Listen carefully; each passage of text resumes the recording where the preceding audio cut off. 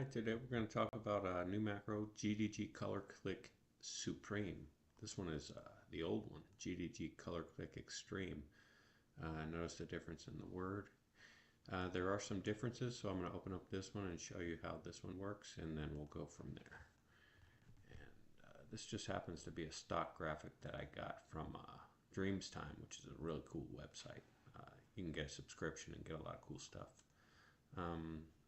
I ungrouped it, and I'll click the uniform color button, and you can see all the different colors. If I want to select a color, I can select that color and it will be selected. If I wanted to select multiple colors using Color Click Extreme, I would sample, let's just say I sample a selection, and I'll get the colors from that selection. I'll click this little button here. There is a tooltip that says what it does if you hover over it. And let's just say I want to click a couple gray colors and black colors. And then when I'm done selecting my colors, I click the button again and those colors are selected. This macro here is the older macro. It's been around for well over a decade. GDG Color Click Extreme. You can save the selection. You do have some options. Dive into power clips. It can make some pretty cool complex selections, and it can operate in fountain fill. You can see more about this one from the product page or the actual YouTube video for this macro. So we're going to open up the new macro that's just coming out. It's GDG Color Click Supreme, and this one gets rid of the fountain fill button. So we're just going to work with fills outlines, and put some outlines here. So I'm going to go fill to outline macro, so it actually makes, so it makes outlines the same color. I just used a macro that makes the outlines the same color. So now we have some outlines, and it'll show you the outline size too, which is new.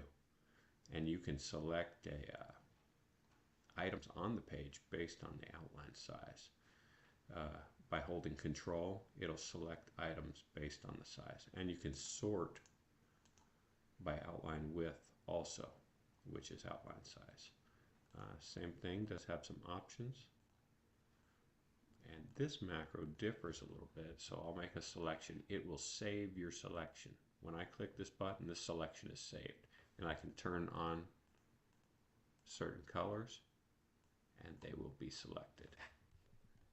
I can turn off the colors and they will no longer be selected. Notice this one's still bold, so it's still selected. I'm going to click nothing and create a new sample, and it creates a new sample. So I'm going to select the blue, darker blue, and anything with a red outline, and it will select those colors. This is anything with a blue outline.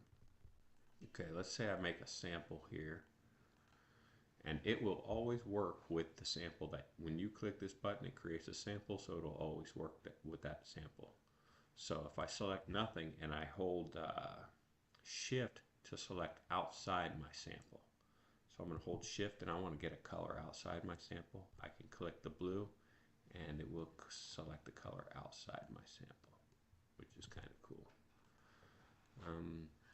There are some more features I'll go into detail later, such as the Process Same button.